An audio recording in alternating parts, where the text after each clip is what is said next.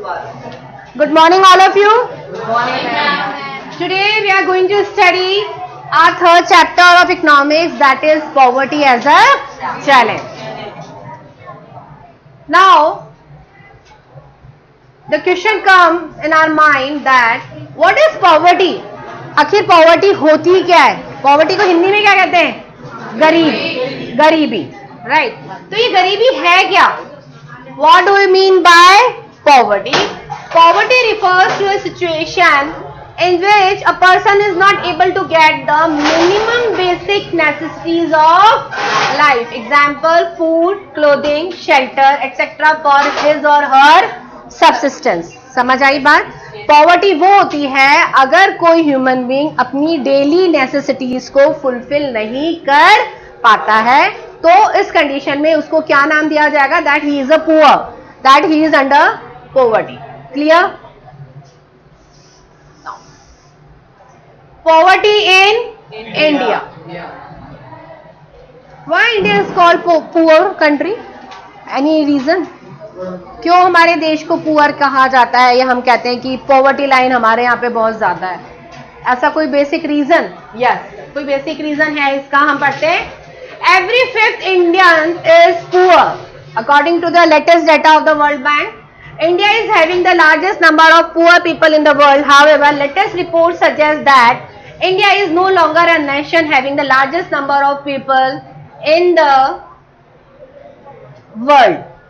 Nigeria overtook India as the country. पहले हमारा देश था, लेकिन अब हमारे देश के ऊपर अब कौन सा देश आ गया है? Nigeria. With the largest number of extreme poor, The Times of India June 27, 2018. ये सर्वे हमारा 2018 में हुआ था, जिसमें पहले हमारा देश था 5th नंबर पे, लेकिन अब कौन आ गया है? हमको ओवरटेक किसने कर लिया है? Nigeria. Now there are two types of poverty. Two major types of poverty. First is urban poverty. क्या होता है urban poverty? Urban means there are two types of area, urban area and rural areas, right? So we are talking about urban poverty. क्या cities में भी poverty होती है? क्या सिर्फ rural areas में poverty होती है, slum areas में poverty होती है? नहीं, urban areas में भी poverty होती है.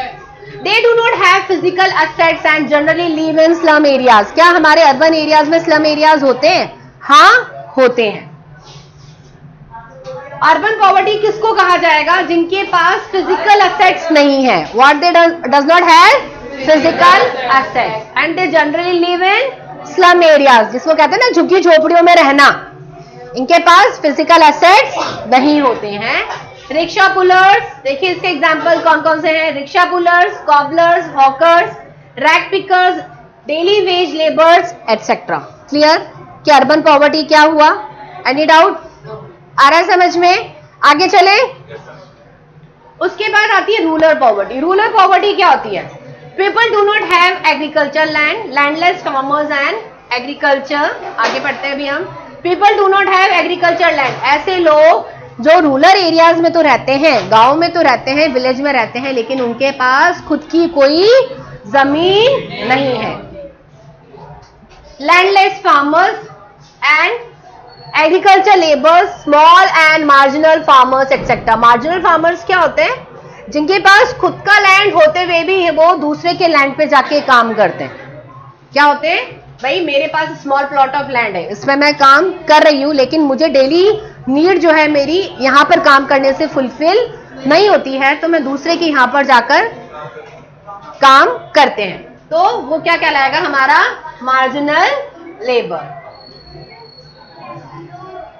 क्लियर है? चलिए. Poverty as seen by the social scientist. हमारे साइंटिस्ट क्या कहते हैं इस बारे में? बात आती है मैम, इसमें साइंटिस्ट का भी कोई रोल होता है क्या पॉवर्टी के बारे में? बिल्कुल होता है. उन्होंने ही बताया कि भाई इंडिया गरीब है, इंडिया पुअर है. उन्होंने ही बताया, नहीं तो हमें नहीं पता था. क्लियर? तो साइंटिस्ट क्या कहते हैं कि poverty relates to the level of income and consumption. कोई कितना इनकम अर्न करता है और कितना कंज्यूम करता है. मान लीजिए मेरी महीने की तनख्वाह 1000 रुपीज है. कितनी है? 1000 रुपीज है, लेकिन मेरा खर्चा कितने का है? 800 रुपए का. महीने का खर्चा कितना है 800 रुपए का, मैंने सिर्फ सेव कितने करे 200 रुपए। तो क्या ये 200 रुपए मेरे आगे की लाइफ को अर्न कर पाएगा, सेविंग हो पाएगी ज्यादा? या कई बार ऐसा भी होता है कि मेरी इनकम है 2000 रुपए और मेरा खर्चा ही आता है 3000 रुपए, तो मैं कहाँ चली गई, लोन में। कहाँ चली गई, लोन में। इधर से उधार लिया मैंने, उधर से उधार लिया, और उस उधार को चुकाने के लिए भी मैंने एक और उधार लिया। तो हम किस में फंस जाते हैं, एक लोन ट्रैप में फंस जाते हैं। किस में फंस जाते हैं हम, लोन ट्रैप में। तो वो ये कहते हैं कि पॉवर्टी हमारी रिलेट करती है हमारी इनकम से और हमारे कंजप्शन से, कि हमारी इनकम कितनी है और हमारा घर का खुद का खर्चा कितना है, हम उसको कितना कंज्यूम करते हैं और उसमें से हम कितना सेव कर पाते हैं। मान लीजिए इस 1000 रुपए में से अगर मैं कहूं कि सर मेरे पास तो मेरा खर्चा ही 950 रुपए का है। कितने का है, 950 रुपए का। 50 रुपए बचे मेरे, 50 रुपए मैंने क्या सेव करूंगी मैं, क्या हो पाएगा इससे? भाई एक महीने को एक तारीख को सैलरी आती है, उसके बाद नेक्स्ट मंथ 1 तारीख को सैलरी आएगी, 28 तारीख को मेरे पैसे खत्म हो गए, क्या होगा? तो इनकम का और जो कंजप्शन का है वो क्या है, गैप बहुत ज्यादा है, ये फुलफिल नहीं हो पाता है, ये फुलफिल नहीं हो पाता है। तो ऐसी कंडीशन में या तो हम लोन ट्रैप में फंस जाते हैं या हम day by day poverty line की ओर बढ़ते जाते हैं। आपकी बात समझ में क्लियर हुई? चलिए, apart from this poverty is look through other social indicators like illiteracy level. Illiteracy level, अशिक्षित होना, जिसको नॉलेज नहीं होना, एजुकेशन नहीं होना। Lack of general resistance due to the malnutrition, कुपोषित होना, जिसको प्रॉपर न्यूट्रिशन की जरूरत है। खाते तो हैं हम खाना, लेकिन जितना हमको पर डे न्यूट्रिशन की रिक्वायरमेंट है अगर वो नहीं मिलती है तो हम क्या हो जाते हैं, माल न्यूट्रिशन हो जाते हैं। Lack of access to health care, अपनी हेल्थ पे ध्यान ना देना। डे बाय डे कोई ऐसी हमें डिजीज पकड़ लेती है, जकड़ लेती है कि हमारी बॉडी जो हमारा हेल्थ है वो डेटेरियोरेट होता जाता है, डे बाय डे डेप्लीट होता जाता है, राइट। मान लीजिए कोई बीमारी लग गई, अब मेरे पास जितना इनकम है मेरा सारा खर्चा किस में चला जाता है, मेरी दवाइयों में, मेरी मेडिसिन में, डॉक्टर्स में चला जाता है, तो मेरी इनकम तो खत्म ही वही हो गई, हुई कि नहीं? अब मैं उसमें से क्या न्यूट्रिशन फूड खा लूंगी, क्या मैं एक्स्ट्रा सप्लीमेंट्स खा लूंगी? Is it possible? नहीं होगा। तो ये इनकम का और जो कंजप्शन का जो गैप है वो इंसान का क्या होता है, बढ़ता ही जाता है, और वो बढ़ने से ये सारी प्रॉब्लम्स अराइजेस हो जाती है। मान लीजिए मेरे घर में 2 बच्चे हैं पढ़ने के लिए, लेकिन मेरी इनकम ही नहीं है कि मैं उनको प्रॉपर एजुकेशन या हायर एजुकेशन दे पाऊं, क्योंकि मेरा जितना इनकम है उतना तो मेरा कंजप्शन ही हो जाता है। क्यों? क्योंकि मेरी health day by day deteriorate होती जा रही है एक डिजीज के चक्कर में। तो क्या होगा, इलिटरेसी लेवल बढ़ेगा कि नहीं? जहां 2 बच्चे पढ़ रहे थे आज मैं एक को ही पढ़ाऊंगी मजबूरी में। आ रही बात समझ में? तो इलिटरेसी लेवल क्या होगा, घटेगा कि बढ़ेगा? बढ़ जाएगा। Lack of job opportunities, job opportunities ना होना, जो हम जॉब लेना चाहते हैं, जहां हम जॉब करना चाहते हैं, जितना पे स्केल पे हम जॉब करना चाहते हैं, अगर हमको जॉब वो नहीं मिलती है तो हम क्या कहलाएंगे, अनएम्प्लॉयड। क्या कहलाएंगे, अनएम्प्लॉयड। इसके बारे में हम हमारे 2nd चैप्टर में पढ़ चुके हैं कि अगर हमारे पास जॉब अपॉर्चुनिटी है लेकिन हम तब भी उसको अवेल नहीं कर पाते हैं due to some personal reasons, तो हम किस में आ गए, अनएम्प्लॉयड में। और अनएम्प्लॉयड का नाम कहां लिखा जाएगा, पॉवर्टी लाइन में। कहां लिखा जाएगा, पॉवर्टी लाइन।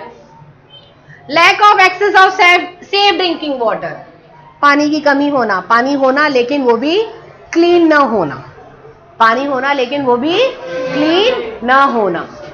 देन सैनिटेशन, साफ सफाई। आ रही है बात समझ में? स्लम एरियाज में आपको ये सब प्रॉब्लम्स देखने को मिलती हैं कि नहीं मिलती हैं? वहाँ पे माल न्यूट्रिशन भी होता है, वहाँ पे लिटरेसी लेवल भी होता है, वहाँ पे हेल्थ केयर की भी प्रॉब्लम रहती है, कोई ना कोई डिजीज से जूझता रहता है, वहाँ पे सैनिटेशन का प्रॉब्लम सबसे ज्यादा होता है। और ड्रिंकिंग वाटर तो वो एक नल लगा रहता है जिससे वो सारे भरते हैं, वो भी 2 घंटे आता है, 3 घंटे आता है, और पता नहीं है कि पानी साफ भी है कि नहीं है।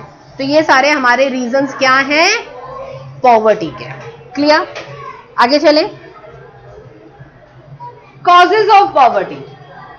अब कॉजेज ऑफ पॉवर्टी में हमारा ब्रिटिश एरा क्या कहता है, low economic growth after independence. वो क्या कहते हैं, कि इंडिपेंडेंस के बाद जो हमारी इकोनॉमिक ग्रोथ जो होनी चाहिए थी वो इतनी नहीं हुई। वो क्या हो रही है? धीरे धीरे डाउन होती जा रही है। क्यों? क्योंकि जॉब है, अपॉर्चुनिटीज है, लेकिन हम उसको अवेल नहीं कर रहे, काम नहीं करना चाह रहे, राइट? एजुकेशन है लेकिन हम पढ़ना नहीं चाहते। आ रही बात समझ में? हेल्थ केयर फैसिलिटी है लेकिन हम उसको अवेल नहीं करना चाह रहे। तो ऐसे बहुत सारे रीजन है जिसकी वजह से हमारी इकोनॉमी की जो ग्रोथ है वो डिक्रीज होती जा रही है। उसके बाद और रीजन क्या है हमारा? Population growth. पॉपुलेशन क्या हो रही है? डे बाय डे इंक्रीज ही होती जा रही है। रूरल से लोग कहां आ रहे हैं, कहां माइग्रेट हो रहे हैं? अर्बन एरियाज में हो रहे हैं कि नहीं हो रहे हैं? अगर जब पॉपुलेशन इधर की तरफ माइग्रेट होगी तो क्या होगा? इलिटरेसी लेवल बढ़ेगा, क्योंकि यहाँ की 70% पॉपुलेशन क्या है? इलिटरेट है। ये किधर माइग्रेट कर गए? अर्बन में। तो अर्बन की माइग्रेट पॉपुलेशन बढ़ेगी और इलिटरेसी भी बढ़ेगी। Then limited success of green revolution. Green revolution is related to what? Green revolution क्या है? HIV seeds, high yield variety के seeds. Unequal distribution of land and other resources. जब population migrate करेगी तो क्या होगा? लैंड की रिक्वायरमेंट बढ़ेगी। लैंड की रिक्वायरमेंट बढ़ेगी तो अदर रिसोर्सेज की रिक्वायरमेंट भी बढ़ेगी कि नहीं बढ़ेगी? भाई आपको एग्रीकल्चर सेक्टर पे भी ध्यान देना पड़ेगा, आपको प्राइमरी सेक्टर पे भी ध्यान देना पड़ेगा, आपको सेकेंडरी पे भी ध्यान देना पड़ेगा और टर्शियरी को और इंक्रीज करना पड़ेगा। तो ये जो तीनों सेक्टर्स हैं वो आपको इंक्रीज करने पड़ेंगे। उसके बाद आते हैं आपके socio culture factors. Socio culture factors क्या मतलब? आएंगे तो रहेंगे हमारी सोसाइटी के अंदर ही, हमारी एक सोसाइटी का हिस्सा बन जाएंगे और हमको अलग अलग कल्चर एक्टिविटीज, अलग अलग फेस्टिवल्स देखने को मिलेंगे। तो क्यों? क्योंकि हमारे यहाँ पे क्या हो गया? अलग अलग रिलीजन के लोग आएंगे रहने के लिए। भाई पॉपुलेशन ग्रोथ हो रही है या माइग्रेशन हो रहा है तो कल्चर एक्टिविटीज भी तो बढ़ेंगी, बढ़ेंगी कि नहीं? अब बात आती है सोशल एक्सक्लूजन। ये नया टर्म आया है हमारा पॉवर्टी में। सोशल एक्सक्लूजन होता क्या है ये? कभी सोचा है? कभी हम स्लम एरियाज के लोग को देखते हैं, सोचते तो हम ये भी हैं कि पढ़ाते काम तो ये भी करते हैं, अर्निंग तो ये भी करते हैं, फिर ये यहाँ से कहीं और क्यों नहीं रहते, अच्छी जगह क्यों नहीं रहते? इसके पीछे रीजन क्या है? कभी सोचा है इस बारे में? नहीं। तो सोशल एक्सक्लूजन क्या होता है? According to this concept, poverty is seen in terms of the poor having to live only in the poor surroundings with the poor people. कैसे लोगों के साथ रहते हैं वो? पुअर सराउंडिंग्स में और पुअर लोगों के साथ। उनकी आदत हो जाती है। स्लम एरिया वाले को अगर आप कहें कि भैया मैं तेरे को दूसरी जगह प्लॉट दिला देता हूं, चल वहां रह ले, वो नहीं रहेगा। क्यों नहीं रहेगा? क्योंकि उसकी आदत हो चुकी है उसी एरिया में रहने की, उन्हीं लोगों के साथ उठने बैठने की। वो अपने आप को चेंज करने की कोशिश नहीं करता। देखिए दोबारा पढ़िए इस टर्म को।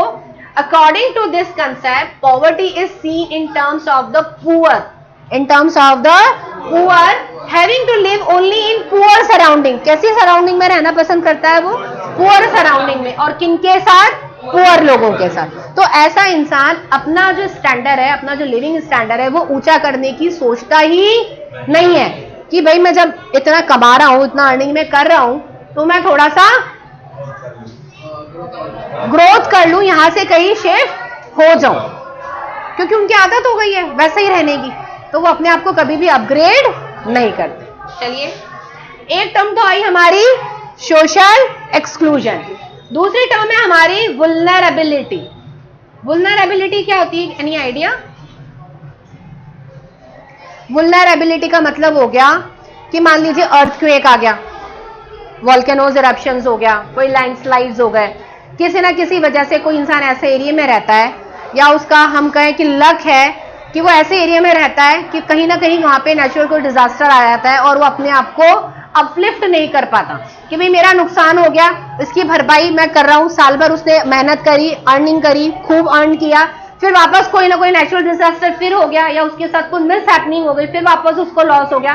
तो इंसान चाहते हुए भी अपने आप को ग्रोथ नहीं कर पाता, जो पहले वो जहां खड़ा था वो वापस नहीं खड़ा हुआ होता है, मतलब उसकी स्टेबिलिटी होती आती है एक जगह, सैचुरेशन पॉइंट हो जाता है। देखिए हम पढ़ते हैं इसको।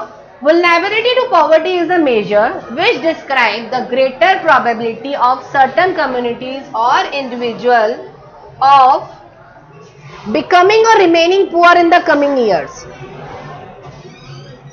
वो क्या होता है कि हमेशा ही पुअर रह जाता है, चाहे वो कितनी भी कोशिश कर ले।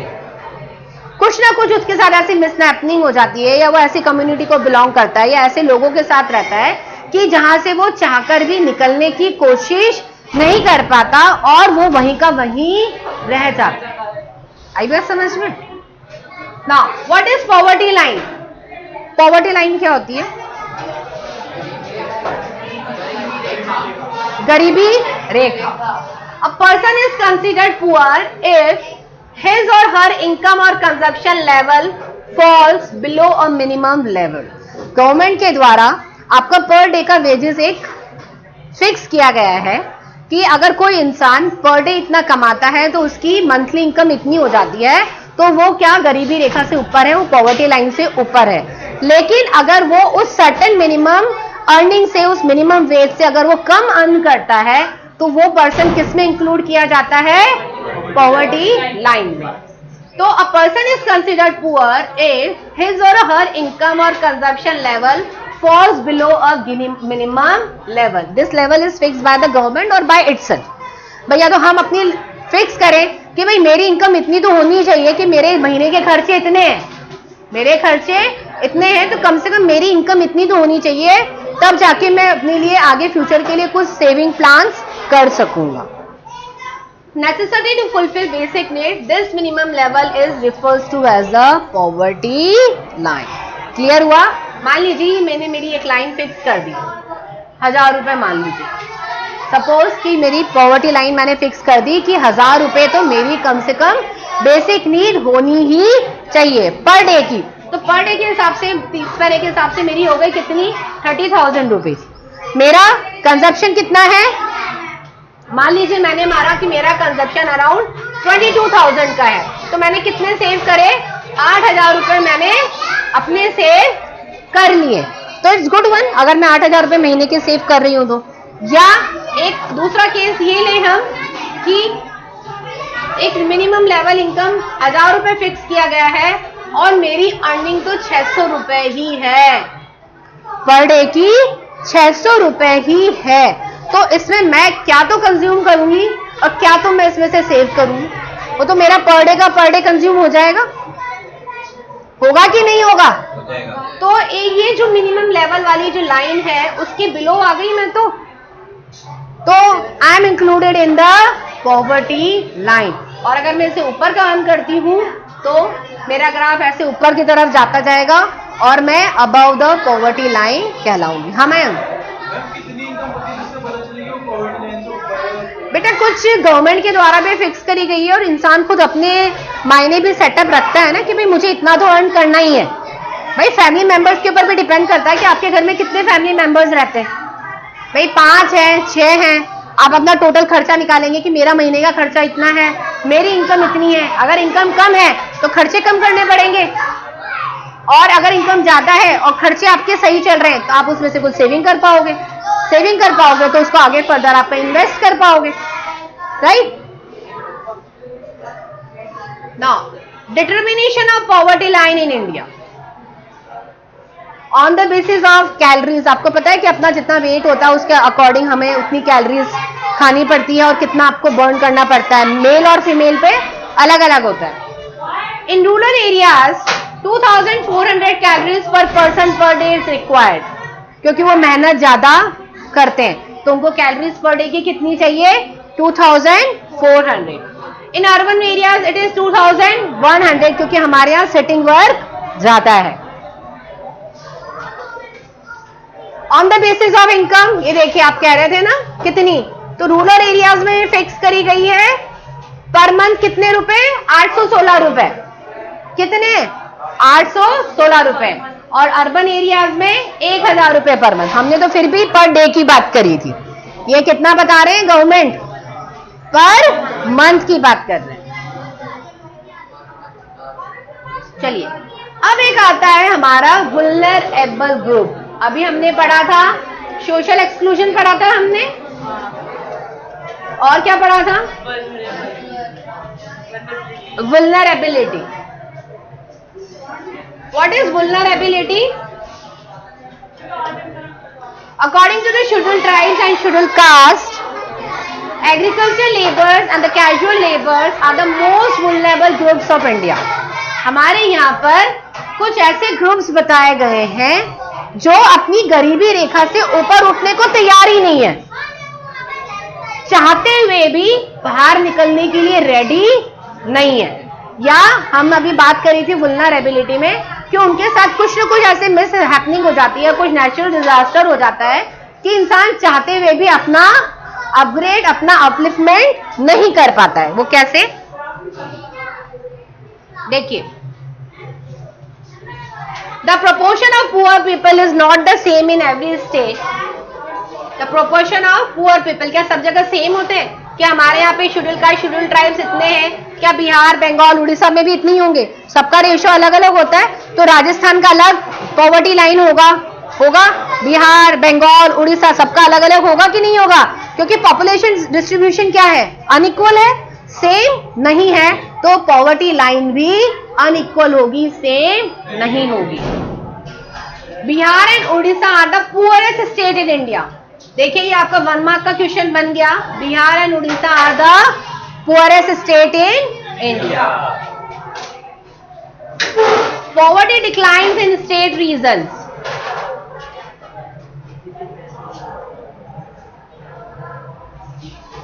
देखिए, अब ये स्टेट वाइज आपको बता रहे हैं कि किस तरह से पॉवर्टी लाइन अफेक्ट करती है।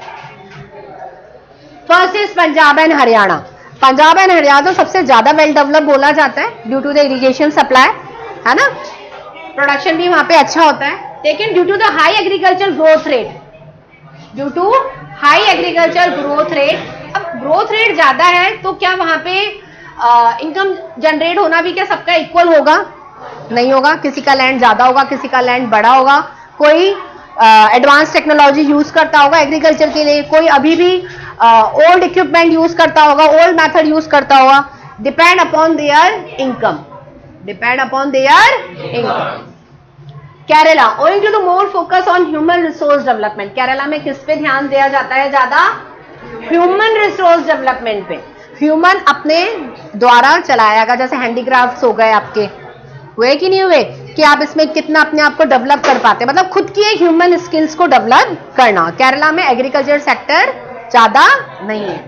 Now West Bengal, land reforms ज्यादा है वहां पे। हमने बात पढ़ चुके हैं हिस्ट्री में 8 चैप्टर्स में कि लैंड रिफॉर्मर्स, लैंड पीजेंट यहाँ पे ज्यादा है, लैंड होल्डर्स ज्यादा है, प्लांटर्स यहाँ पे ज्यादा है। पढ़ाई है हमने इंडिगो वाले चैप्टर में, 3rd चैप्टर।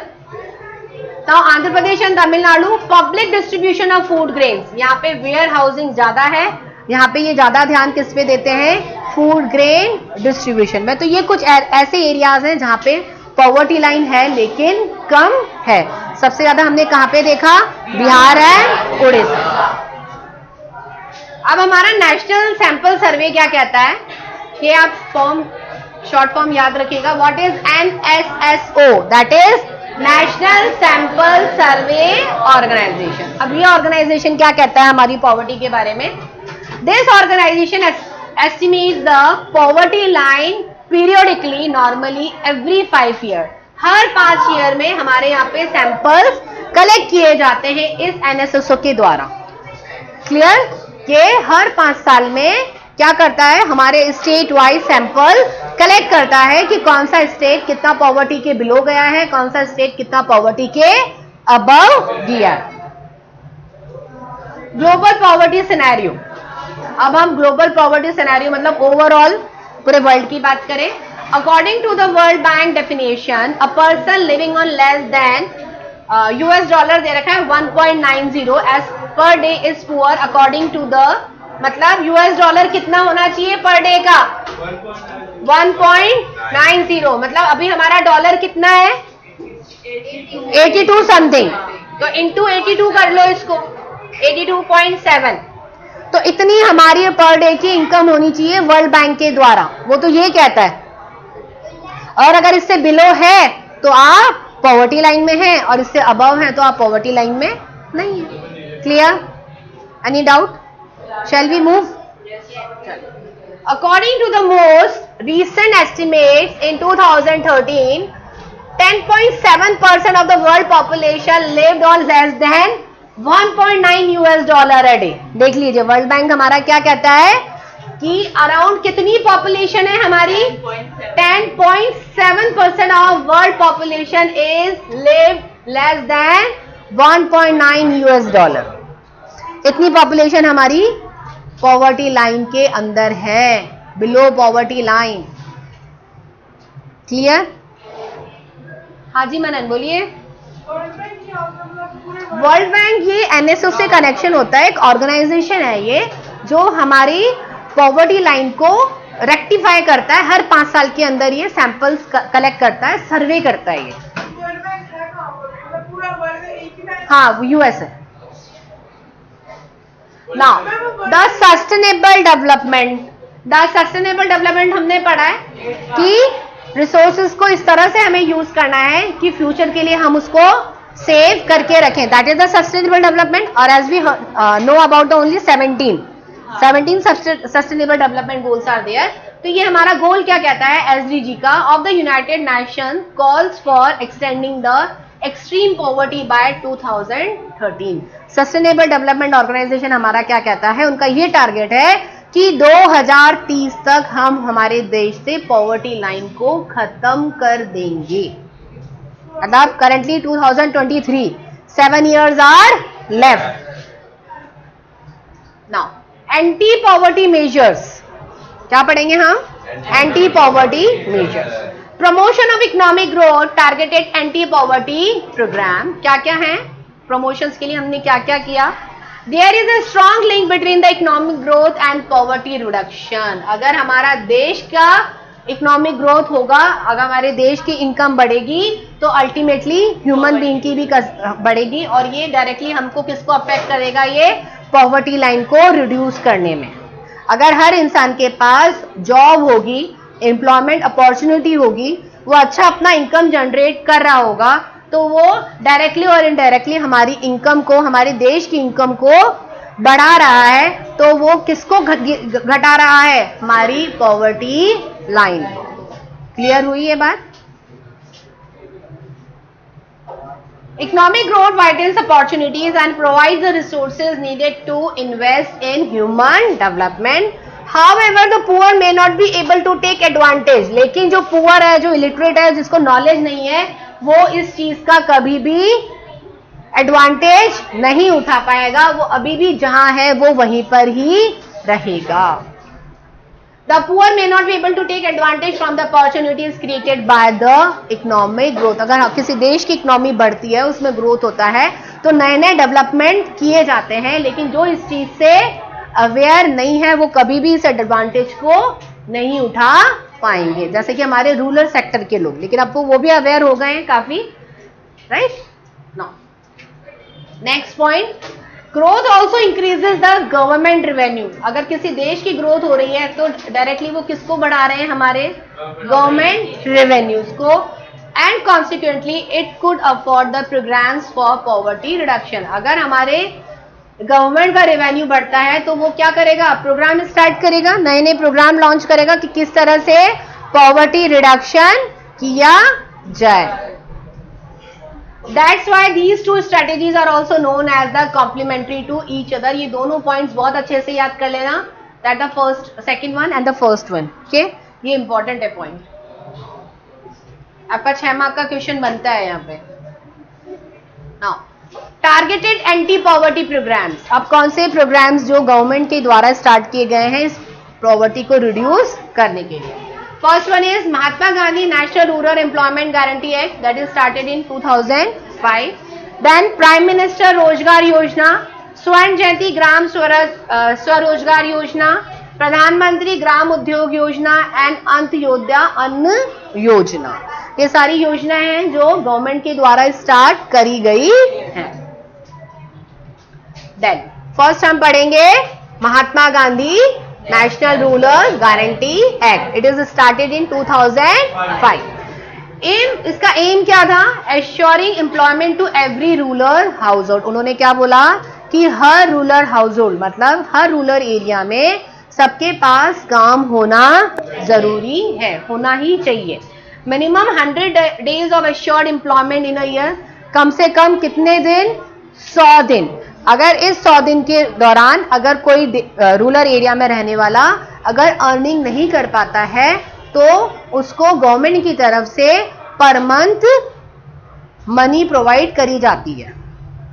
अगर उसको टाइम पीरियड दिया जाता है 100 दिन का. अगर 100 दिन में अंदर अंदर आप कुछ अर्निंग नहीं कर पाते हैं, राइट, तो गवर्नमेंट आपको उसका हर्जाना देगी, आपको कंपनसेट करेगी. 1/3 jobs are reserve for the women. इसमें इनको क्या दिया गया है? 1/3 जॉब जो है किसके लिए रिजर्व करी गई है? Women. If an applicant is not provided employment within 15 days, he or she is entitled to a daily unemployment allowance. अगर 15 दिन के अंदर अंदर किसी भी रूरल एम्प्लॉय को अगर कोई जॉब नहीं मिलती है तो उसको क्या दिया जाएगा?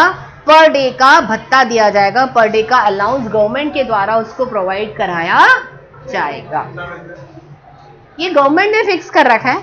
कितना मिलता है? शायद 150 या 200 रुपए. हाँ, ये अभी भी दिया जाता है. हाँ, पर डे के अकॉर्डिंग इनको दिया जाता है क्योंकि बेसिक नेसेसिटी इनको फुलफिल करनी है ना. वही बात आ जाएगी कि अगर इनको बेसिक नेसेसिटी फुलफिल नहीं होगी तो वापस ये तो पॉवर्टी लाइन में आ जाएंगे. आ रही बात समझ में? गवर्नमेंट क्यों दे रही है कि मेरा देश पॉवर्टी लाइन में ना आए. Wages as per the minimum wages act. Wages हर इंसान का गवर्नमेंट के थ्रू जो फिक्स किया गया है इतना होना जरूरी है. प्राइम मिनिस्टर रोजगार योजना पे आइए. कब स्टार्ट करी गई थी ये? 1993 में. इसका एम क्या था? To create self employment opportunities for educated unemployed youth in rural and small town. कि हर व्यक्ति जो एजुकेटेड है लेकिन फिर भी वो अनएम्प्लॉयमेंट है, ऐसे यूथ के लिए, चाहे वो रूरल एरियाज में हो चाहे वो स्मॉल टाउन में हो, उनके लिए अपॉर्चुनिटीज प्रोवाइड कराई जाए. मतलब कोई भी यूथ बेरोजगार नहीं होना चाहिए अगर वो एजुकेटेड है. Now helping setting up small business and industries. और गवर्नमेंट ने क्या किया है? रूरल एरियाज और अर्बन एरियाज में यूथ को उन्होंने लोन प्रोवाइड करवाने की स्कीम भी स्टार्ट करी है कि जो एंटरप्रेन्योर बनना चाहते हैं, जो खुद का एक बिजनेस स्टार्ट करना चाहते हैं, स्मॉल सेटअप करना चाहते हैं, तो उसके लिए उन्होंने यहाँ पे लोन फैसिलिटी प्रोवाइड करी है बैंक के थ्रू. तो हेल्प इन सेटिंग में स्मॉल बिजनेस एंड इंडस्ट्रीज, इनको कम इंटरेस्ट रेट पे लोन प्रोवाइड करती है government. Then the challenges ahead and the new approaches in the poverty reduction. The Sustainable Development Goal of the United Nations call for the ending the extreme poverty by 2030. In this context, reduction of poverty requires innovative approaches in our country. Further with development, it is expected that the definition of the poverty will change. ये assume किया जा रहा है कि जो SDG का जो गोल है कि by 2030 हम पॉवर्टी लाइन को खत्म कर देंगे टोटली. तो हो सकता है कि हमारे देश की जो पॉवर्टी वाली डेफिनेशन है वो चेंज हो जाए, राइट? ये हम एक्सपेक्ट करते हैं. Now, to take anti-poverty schemes more effective, following new approaches are worth mentioning here. अब कुछ नई पॉवर्टी की रिमूव करने के लिए नई स्कीम्स और आई थी, जैसे जन धन योजना. कौन सी? जन धन योजना. आधार एंड मोबाइल, जिसमें this trinity could play an important role in widening the reach of the government to the vulnerable sections. This would prevent the leakage in the distribution in the long run. जैसे जो vulnerable societies की हमने बात करी थी, जो STs हैं या जो अपना अपलिफ्टमेंट करना ही नहीं चाहते, जो अपना अपग्रेड नहीं करना चाहते, उनको इस योजना के तहत छोटे छोटे प्लॉट्स या हम कहें कि छोटी छोटी शॉप्स उनको अवेल करवाई गई है कम इंटरेस्ट रेट पे, जिससे वो खुद का कोई छोटा सा काम स्टार्ट कर सकें. मतलब बेरोजगार कोई भी ना रहे. Universal basic income. It is considered as an alternative to various state subsidies for poverty alleviation. Economic Survey 2017. Though it is still at the discussion level, The universal basic income envisage paying the beneficiaries directly into their bank account to help reduce leakage. Universal basic income में ये किया गया है, economic survey किया गया था जिसके दौरान ये पाया गया कि हमारे देश में काफी ऐसे लोग हैं जो अपनी बेसिक नेसेसिटी को फुलफिल नहीं कर पा रहे हैं, डेली उनको जितना अर्न करना है वो नहीं कर पा रहे हैं, तो सरकार ने उनकी बेसिक नेसेसिटी को फुलफिल करने के लिए पर मंथ पैसे डालती है उनके अकाउंट में। उनके अकाउंट खुलवा दिए गए हैं जो ऐसे लोग हैं, और गवर्नमेंट की तरफ से उनके अकाउंट में पैसे डाले जाते हैं उनकी बेसिक नेसेसिटी को फुलफिल करने के लिए। और जो राशन शॉप्स वगैरह होती हैं वहां पर भी उनको एक फिक्स रेट पे, जो गवर्नमेंट की तरफ से फिक्स रेट करी गई है, उस रेट पे उनको राशन प्रोवाइड किया जाता है, ऑयल प्रोवाइड कराया जाता है। तो our chapter is complete. That is the poverty. If you want the notes, you can take it from our YouTube channel. Okay? Any doubt regarding this chapter? कोई भी doubt हो तो आप अभी पूछ सकते हैं। Poverty as a challenge, third chapter is over. Okay? Now we will meet in our next class. Then we will do our fourth chapter. Okay?